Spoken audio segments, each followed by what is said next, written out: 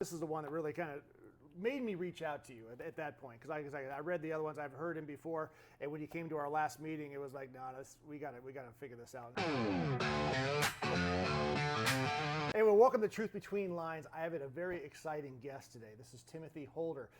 I've read his books. I've actually seen him speak at 3 different occasions, and it was one of those things. I was really happy when he said, hey, I will certainly be on your YouTube channel and your podcast and all the other things we got going on social media. So I'm very happy. He is just dynamic as far as that. Can I say that? Can I say dynamic? Thank Is you. that That's a good very word kind. for I it? appreciate Yes. that. So you are, obviously, we have a few of your books out here, and I say a few, but you have over a dozen books you've written. Mm-hmm. You're basically a guest preacher as well. Your radio show, you're an actor. You also teach history. So, mm-hmm. Timothy, you want to just say hi to everybody and tell us about your background? Hi. Okay, so I am a history professor. I was a dean at Walter State Community College until a few years ago, and I'd been writing for a while, and I wanted to see how much further I could go as an author. I wanted more time to market the books that I was writing. I wanted some time to be flexible to do some other things. And so I cut back to teaching part-time, and so I teach history for Liberty University and for Walter State, but it also, those are all online classes, so it gives me the flexibility to do a lot of public speaking, and that's how I can promote my books. And so, and I do all of those things that you said. So I really enjoy all the different things I get to do. They're really a blessing. Now, you say history, but history is obviously huge. Pretty broad. Presidential history, or what kind of history? Okay, so when I was in graduate school, my dissertation, the focus was on if a king dies in the Middle Ages, how do you decide who the next king will be if he doesn't have an obvious heir? But then once I started teaching college, I got really into presidents, and in particular, early U.S. presidents. They all have different stories. Some of them are rich, some of them weren't, some of them were soldiers, some of them weren't.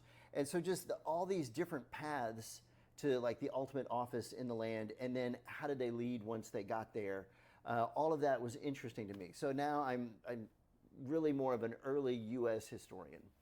So it's nice you turn basically a hobby or something you're interested into a career, mm-hmm. and then you actually furthered that career by doing a whole bunch of other media platforms, including your books and everything. Right, yeah. So all of my books, most of them tie together my great passions. So I'll write a book about presidents, but also my faith is very important to me. So one of my books is Devotions with Presidents. So kind of like one of those sports devotionals that you might find somewhere, only with stories about presidents. So when I can tie together what I'm really passionate about, it makes it a lot easier to write a book because it takes a lot of energy and passion to actually have the discipline to sit down and write a book. Yeah, I can imagine it'd be a lot of discipline to do that, because I've tried to stop and start many, many times, and I've gotten 3 pages and I'm like, I got something else to do. So I hear that. One book I did want to bring up, this is one that you talked about the most, is Feeling the Squeeze right here. So this book caught my eye because I've read a few of your other ones, of course, your trivia and all that stuff, but reading it wise, but going through this, and I thought, all right, one thing I wanted to jump into was on page 50, Jonathan Hodge says this quote. He says, heroes aren't heroes until they fight their greatest adversary. So I kind of wanted to bring that up, and it's like, all right, what do you do if you don't have an adversary? Can you still be a good leader if you don't have anybody to fight? Well, okay, and it's interesting because you kind of warned me a little bit so I could be prepared as we got here, and you framed it in the context of adversity. And I mean, the thing about adversity, having an adversary, is we all have them. We all have things that we've got to overcome. We've all got burdens that we carry. And so it's an interesting question. Can somebody really lead if they've never gone through hard times? And I guess my pushback on that would be, who hasn't gone through some kind of challenge? And so, maybe that adversary is a person, but maybe it's something else. Maybe it's a vice, or maybe it's a tough situation that you grew up in, or it's an economic struggle. A lot of people can relate to that. They talk about the generation growing up now because of the high cost of housing. They've got a different perception of economics than earlier generations. So, we've all got something to overcome. Yeah, very good. And one of the things I was thinking about in your book, you were talking about the adversity that Abraham Lincoln has, obviously Civil War, obviously. And we know Lincoln. The president that was before Lincoln, James Buchanan, right? And then before him, Franklin Pierce. And I'm like, all right, if they had been better leaders themselves, if they had maybe kept us out of a civil war or done whatever they could to figure it out, would we even know about Lincoln? Would Lincoln be a big deal at all? Okay, and so that is a debate more generally that historians have had for years. Do people make history? And back in the day when men had all the power, it was, do men make history or does history make men? Like, is Abraham Lincoln famous today because he happened to be the guy who got elected right before the Civil War? Or is it that there were Lincoln and other men making choices that made things happen and the cream rose to the top? And so I'm of a mind that men, or nowadays people, make history. Our decisions matter. So people make history, yeah. I can see that. So Lincoln, would he be as famous if he wasn't president during the Civil War? Because like you point out, Franklin Pierce was the president 2 guys before him. How many people didn't know that? What did Franklin Pierce really do that was amazing? Right. He wasn't president during the war. So maybe Franklin Pierce wouldn't be famous, but would he still be an extraordinary guy among the people who knew him? And I would say, yeah, probably. Which is funny. Funny because I know Franklin Pierce only because I grew up in New Hampshire. Okay, and yeah. So, of course, he's from New Hampshire. They have a whole highway named after him and everything else. And you're thinking, who wouldn't know Franklin Pierce? Yeah, like we don't. He's not common knowledge across everybody for all 47 presidents. So yeah. I named my son Franklin Pierce Holder. Yeah, I mean everybody loves Franklin. No, okay. Right. No, it's good. So, and the other conversation I was listening to was about imposter syndrome. About all these presidents that go in here and they, in a lot of your books you talk about them getting to the level of being president and figuring out like, okay, I'm here, great, what do I do now? Right. And so that happened with a lot of the earlier presidents because of course we didn't have social media, we didn't have all those details. Tell us about some of the other presidents that came into office and just were like, oh, here I am. Okay, so a more recent one that might surprise you because he's a more recent one. Gerald Ford became president of the United States, but he didn't spend years and years and years kind of gunning for it the way most of our other presidents have. I mean, you can't just wake up one morning and decide, I'm going to be president, and then a year later you're elected. These guys, they've got to plot and scheme and figure stuff out. But Gerald Ford was a longtime member of the House of Representatives. His dream was to be Speaker of the House someday. Wow. But then Richard Nixon is president. He's got Spiro Agnew as his VP. So, Agnew, you don't say yes to being vice president unless you go through it in your mind, I could be president someday. Spiro Agnew had to resign because of a scandal. Nixon brings in Gerald Ford, and less than a year later, Nixon has to resign. So with less than a year of preparation, all of a sudden, Gerald Ford is president. Midst of the Cold War, leader of the free world. He had no idea what he was getting into. Yeah, I imagine that too with a lot of the few of the presidents that were assassinated. I'm thinking JFK and all the other people that come into office. Yeah, but at least with those guys, like JFK, Lyndon Johnson, he aspired to be president. JFK was more popular, and then JFK picks him as his running mate. So he's got all of that runway, as we say nowadays, to prepare him for the idea that maybe someday things work out for me. And so that runway was a lot shorter for Ford. In your book, Feeling the Squeeze, you talk briefly about a personal thing about doing Taekwondo, martial arts. Yeah. And it goes back and forth about your adversity as far as breaking boards and everything else. Now, I don't know if you followed up, but actually I have a history, my wife and I have a history. We owned a martial arts studio for 5 years. We owned it, so we did it for a long time and it became a hobby. We turned it into a business, much like your books. So we understand the breaking boards and all that stuff, And one of the biggest things I was always doing though was dealing with the kids coming in, all the way from the ages 4 all the way up. And I saw a lot of those kids come in. And I do this in one of the other videos called Labeling Theory. And it's basically what labeling theory is, you say something about a kid, that's their tag for life. And I was always looking at like this kid's perfect, he's great, and then the mom or dad would take me aside and be like, by the way, he has this. So treat him a little differently than the others. And I'm like, wait a minute. No, this kid's great. I don't want to treat him differently than anybody because he's perfect. So one of the things I wanted to talk about was kids' adversity in today's world, where anytime you have ADD, ADHD, you got dyslexia, all the other acronyms.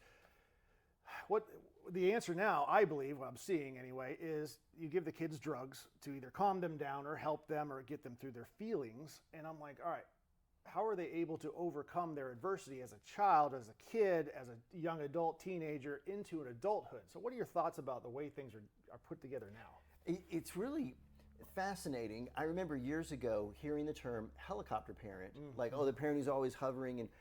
And more recently, I've heard the term lawnmower parent, the one who just goes in front of the child and mows down any potential obstacle so the kid doesn't have any adversity, so they don't develop any grit, which we get from having to go through hard stuff.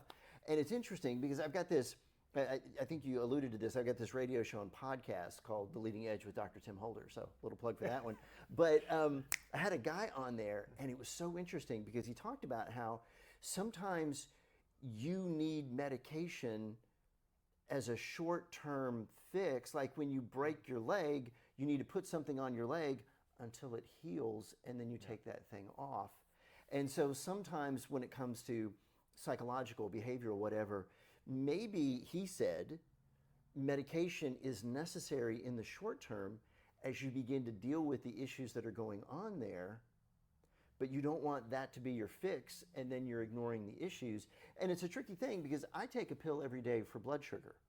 And so, I also try to eat right. So I try to deal with the problem through diet, but sometimes we need a little help. And so it's finding that proper line. There are some kids who need some help. With some of them, it's for a while. But is it easier just to pop that pill in and hope for the best and not do the work? Because we're such a tired culture.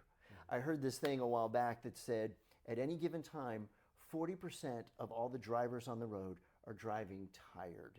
40%. It's like, that's kind of scary. But, we're an overworked, overbusy, overstimulated culture. And so is it tempting to go for the quick fix because we're in that environment?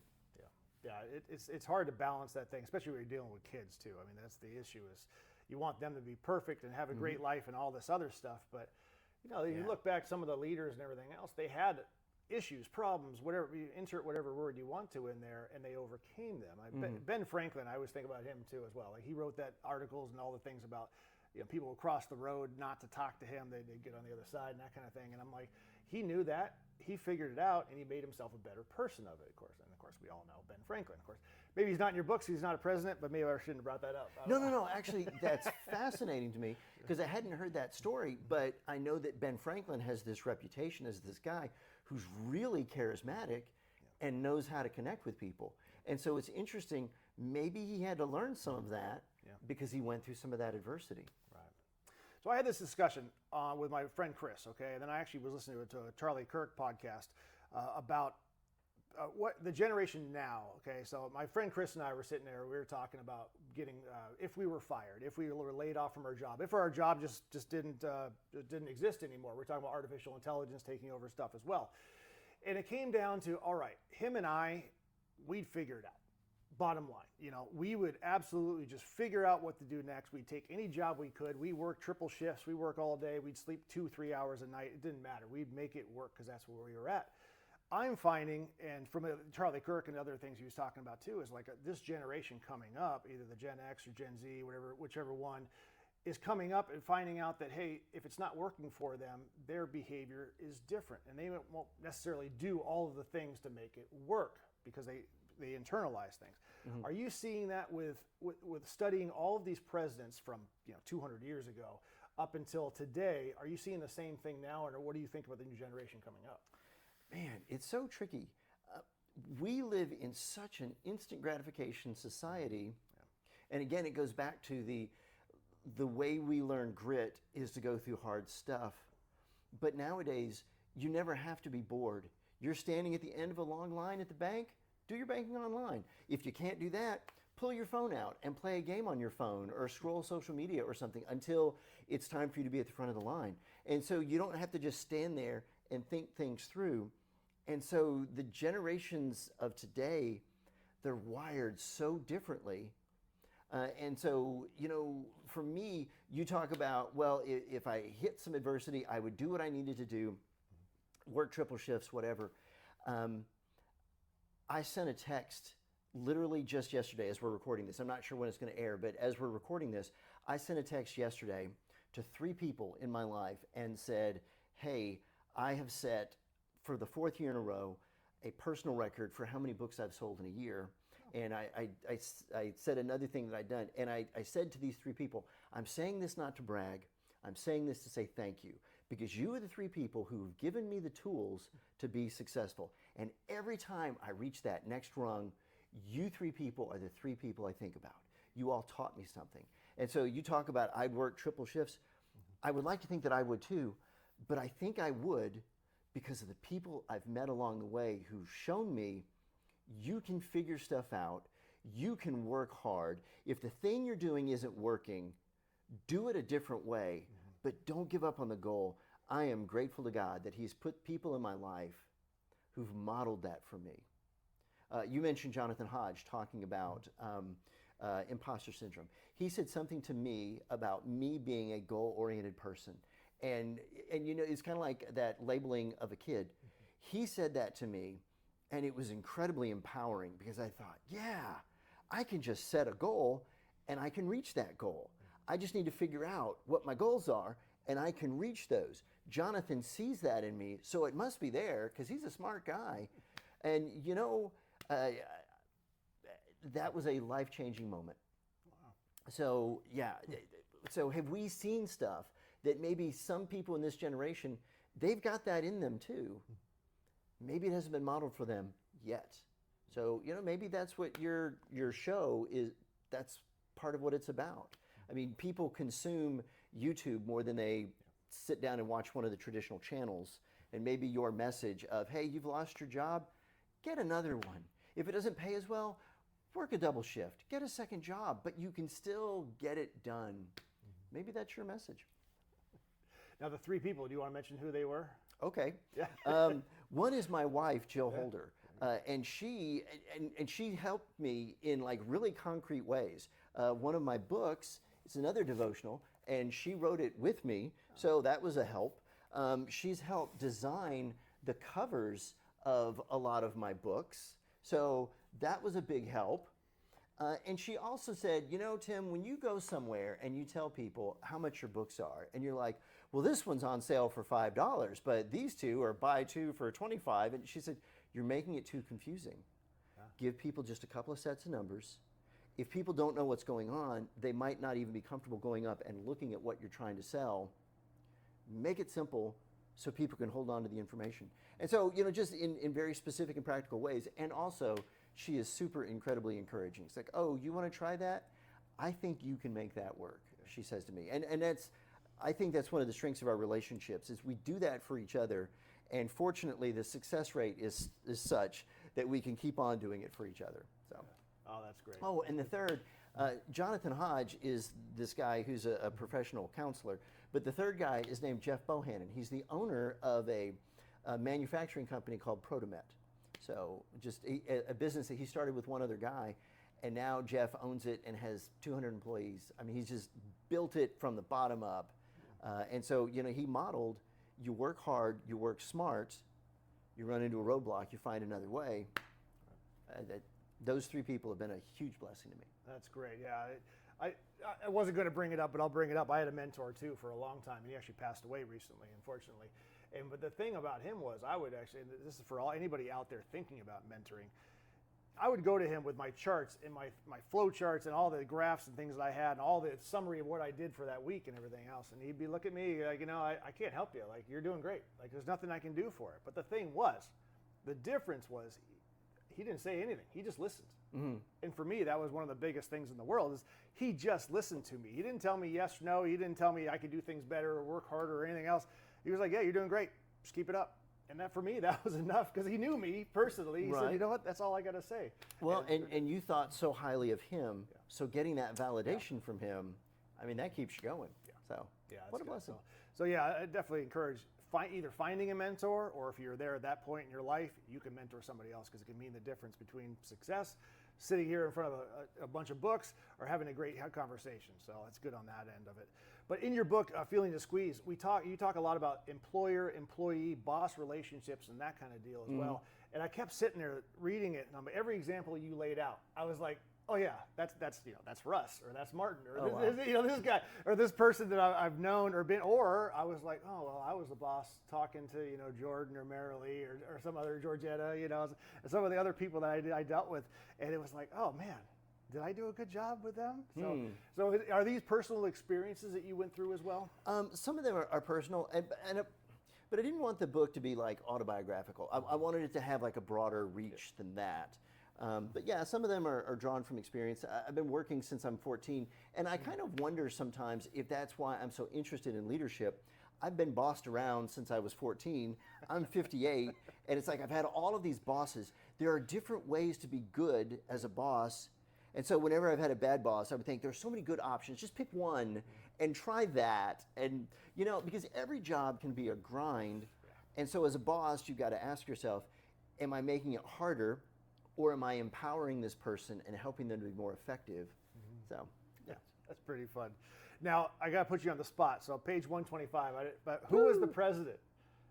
Because you didn't put that on here, which is really odd. So and I wrote that book years ago, and you're asking me, who is the president? I did not prep you about this at all. I cannot tell you. Yeah, we have to go through that, but I will find out. But if you haven't read this book at all, pick it up, basically 125, and we're going to shoot some emails back and forth and figure that out. Okay. You know who it was? What's the context? Well, basically, it was about Supreme Court justices, something about doxing. People can rationalize terrible feelings, terrible things. He justified his second affair. His daughter faced adversity when he asked her to participate, covering his immoral behavior. Yeah, that was horrible. Yeah. Okay, and so for the listeners, do we want to say who the president? I'll say it. Maybe it wasn't in there. Yeah. So the bigger story is there's this president, and he's having an affair, and his wife finds out, and he cuts it off, and he decides in the White House he's lonely. He misses the girlfriend, and he has his daughter smuggle the girlfriend in and out of the White House. And the wife finds out about it. And now, not only has she been betrayed by her husband again, she feels betrayed by her daughter. And the daughter says, I felt really bad about doing this, but my dad was under so much pressure as the president, and I knew that he and my mom weren't close. And so it's just like, that's so horrible. It was Franklin D. Roosevelt. Is that right? Interesting. Yeah. Interesting. And so, you can say, I like his politics, or I don't like his politics, and whatever. But just as a human being, oh my goodness, that was bad. Very good. All right, so other offerings you get. You mentioned a few of the books. Tell me about them, because actually I have the Presidential Trivia 3rd edition. I just found out there's a 4th edition now. So talk about that one. 4th edition. Okay, so yeah, every time a new president comes out, I come up with information on that newest president, but then I go back and add something for each of the older ones, because I figure I don't want to just add a little bit and say, hey, it's a whole new edition. I want, if someone's going to buy the newest edition and they bought an older one, I want it to have like real value for them. So once Donald Trump got reelected in January of 2025, this came out, the 4th edition of Presidential Trivia. Now, and you went a little bit off topic with the book Blessed. Okay, so Blessed, the music and ministry of the Imperials. The Imperials are this contemporary Christian singing group that's been around since the 1960s. They are still around, and like those big rock bands of the 80s, the Imperials today, they went back to the 80s, grabbed a couple of singers from that era, and those guys are on the team again. And they put out an album in just 2023, so pretty recently, with a couple of these guys from the 80s, and it still sounds really good. But I've been a fan of this kind of music for a long time, and of the Imperials specifically. And I was on this Facebook page of fans of the Imperials or something like that, and somebody said, somebody needs to write these stories down before they're all lost. And I thought, I've written a book or two, and I love the Imperials, and okay. And so I was able to do this. And the guy who wrote it with me, Rick L. Evans, is the general manager of this group today. He's been singing with them for almost 20 years. And so I thought, this is my hook. This is how I get access to all of the other people. And so it was fun for me to be able to interview some of these people and get their accounts and talk to other Christian artists from back in the day. Maybe they sang with the Imperials, maybe they just knew them personally. I got to talk to some of the producers and the instrumentalists on their albums. And so it was really a labor of love for me to be able to do this book. So it's called Blessed, the Music and Ministry of the Imperials. Really the easiest way to find my books is to go to Amazon and type in Timothy D. Holder. Timothy, right? D. Yeah. Holder, okay. Timothy D. Holder, yep. Now the one, Washington was a dancer, Lincoln was a wrestler.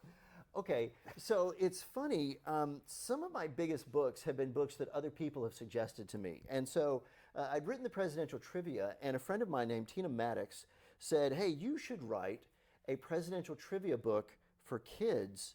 And I thought, that's ridiculous. I don't write books for kids. But I reached a point where I thought, well, maybe I will. And so I wrote this. And so it's trivia and games and stories about presidents. It's aimed at kids. Washington was a dancer. Lincoln was a wrestler. Both of those things are true. George Washington was really shy, but he had excellent dance moves.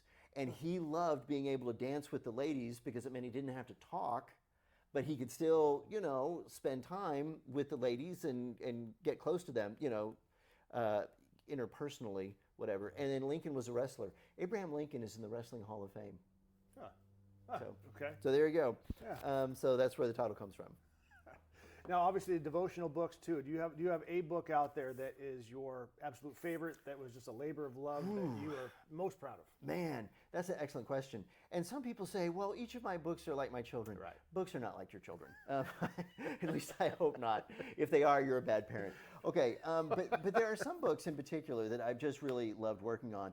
This Devotions with Presidents, and you actually have kind of the first version of this, if I can pick this up without losing this. It's called Presidential Stories. And my friend Jeff Bohannon, the owner of Protomet, said, Tim, I've been thinking about your writing. You need to write a devotional with stories about presidents. It will be your biggest seller. And he, on and off for a year, was saying that to me. And more than once I said to him, if you think that's such a good idea, why don't you write that book? Because it really does take a lot of emotion and passion to write a book, as I said. But I was working on something else, kind of hit a wall, and thought, okay, I'm going to try this. And here I was writing about my faith, writing about Scripture, and telling stories about presidents. And so it was, I thought, man, this is coming together really easily, and I'm loving it. And I enjoyed doing the first book so much that I came out with Devotions with Presidents, which is basically the same thing. It's just different stories, different Scripture. But yeah, maybe these books would rank right up there. And I need to listen to my friends more when it comes to writing books, I guess. Well, they're obviously giving you good topics if that's the case. Yeah. If you can sit there for how many hours, and just sit down and write, I mean, it's a long time. That means it's a good, important subject for you. Well, and I'll say this to anybody who's thinking, like you, well, I'd like to write a book, and sometimes I get started. You've got to take that huge goal and make a bunch of little goals so you can celebrate your victories along the way and be encouraged by that. Because it's a big mountain to climb to write a book. Yeah. Good segue. What would you give for advice out there for people facing adversity right now? Of course, obviously, tell you to read my books. That's what you would say. But what other opinions do you have for just people? $15? Yes. I can solve your problems. Okay, so the advice that I would give, literally the first thing that popped into my head when you asked the question just now, pray. Just pray. And there are a lot of other things that we can do, and really that's what the book is about. It's when adversity hits, when hard times come, there are all of these positive characteristics that we can employ, and there are sometimes these negative characteristics that we do employ. But leaning into faith, when people talk about, well, why does God even allow suffering? A lot of wise people through the years have said sometimes, not all the time, but sometimes it gets us to focus on God. And so it becomes a blessing. And so one of my favorite sayings is, don't hear what I'm not saying. If you're in a hard time right now, I'm not saying, well, God's just trying to get your attention. God is doing this to you, so pray. I'm not saying that. I'm not speaking for every circumstance, for everybody, every time. But sometimes God's trying to get our attention, and something good is coming from it, even when we don't see it. And so, again, to lean further into that, the book of James says, trials produce endurance. Grit comes from that willingness to say, I can work 3 jobs. You don't get there without going through some hard times. Yeah. Wow, that's amazing. That's good. So what's next for you? What else you got going? Anything cooking that you have? Or do we not want to talk about that at all? No. And that's the thing. I mean, I've always got something cooking. Good. And here's what it is. I wanted to write something that I didn't have to do a lot of research on. Like one of my most recent books was Forged in Fire and Hope, and it's the religious views of the Mount Rushmore presidents plus James Garfield. Why James Garfield? He's the only guy who was a preacher who became a president. And so I thought, well, I bet his story of his faith would be interesting. So that's what this book is about. But there's a lot of research there looking at, the lives of these 5 men. And then the Imperials, it was a whole lot of interviews and stuff. And so I thought, I want to write something that doesn't require a lot of research, that would just be fun. And so I'm doing a work of fiction. Okay. Oh. And it's about this inventor who gets kidnapped. And so his son-in-law, who's a Navy veteran, so he's got some skills, son-in-law is going to go find him. This inventor has created some android presidents. And so these 3 presidents are going to help the Navy guy find the inventor. So that's the story. And so the fun thing for me, though, from a storytelling standpoint, is these 3 presidents, I know their personalities from studying them, so I know how the characters sound. Because one of the challenges if you're writing a book of fiction is you don't want all of your characters to sound the same. You don't want them to all be reflections of your own personality. So I've got the Navy guy, and I've got my 3 presidents, and I'm having an adventure with them. And you're using real life past presidents then, not just like made up fictional things. Theodore Roosevelt, Abraham Lincoln, and Richard Nixon. Because I thought those would be 3 fun personalities to write about. Yeah, for sure. Maybe different time periods as well. Yeah, that's really good. And so the Navy guy, his daughter even asks him, why did Grandpa create Richard Nixon? I mean, what was going on there? These other guys are awesome. Why are we stuck with Nixon? So I look forward to that. Yeah, I'm excited about it. It should be out by the end of 2025, maybe January of 2026 is when it should be released. Okay, well, with that book and then other books that you mentioned briefly, you mentioned it. Let's slow down and let's hear it again. How can we find you? How can we get a hold of you? How can we buy all your books? Okay, so to find my books, you could go to Amazon and just type in Timothy D. Holder. That's the easiest way. There's another Timothy Holder who is an author who wrote the Hip Hop Prayer Book. Some of my students found that and brought in an excerpt from the 23rd Psalm, written hip-hop style. I am not that Timothy Holder. The guy's an Episcopal priest. I am neither Episcopal nor a priest. So Timothy D. Holder, those are my books. And if you've got like a public speaking thing, I do like Rotaries and Kiwanis and Daughters of the American Revolution. I've spoken to some businesses about dealing with adversity. Send me an email, timothydholder@gmail.com. Yeah, very good. Any final wrap-ups you want to talk about things? Anything I missed? I like that you mentioned imposter syndrome because that is such. There's an author named John Eldredge who Talk said, about what it is real quick. Right. I don't think I mentioned that. I'm sorry. Yeah. No, so this idea that I am in this job and I've got this title, but I feel like I don't really know what I'm doing and I'm kind of faking it. That is a very common sensation. And there's this author named John Eldredge who said most men are posers. We don't know what we're doing, and so we're trying to fake it. And we see that sometimes pretty vividly. Sometimes, like, you hear a preacher, and you hear him in the pulpit for the first time, and you think, they don't sound anything like they do in real life, and they've kind of adopted the style of some old-timey Southern preacher or something. But it's a very common sensation. And I remember when I started teaching, I was teaching 9th grade, and I was a floating teacher, so I'm pushing my little cart through the hallway, and I've got these students swirling around me. And I used to imagine students stopping in the hallway and pointing at me and saying, "You're not a real teacher. We know you're just faking it." I visualized that so many times my first year of teaching. Imposter syndrome, it's real. And so we need to push through it. And like you point out, we need to find mentors. And that, not always easy. Because you see somebody as a potential mentor, it's because they're successful, and successful people are busy.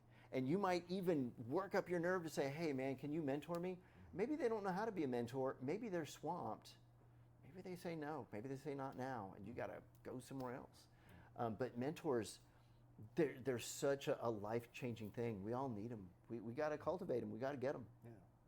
So if you are a leader of an organization, if you are a teacher and you want to hear more of Timothy Holder come into maybe your classroom or your presentation for your meeting, look him up and basically go to Amazon.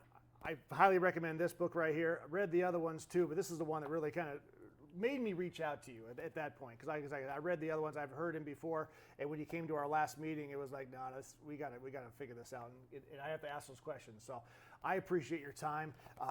Timothy D. Holder, please look him up on Amazon, and thank you so much for your time. Thank you for having me. This was a blessing. Good. Between the lines.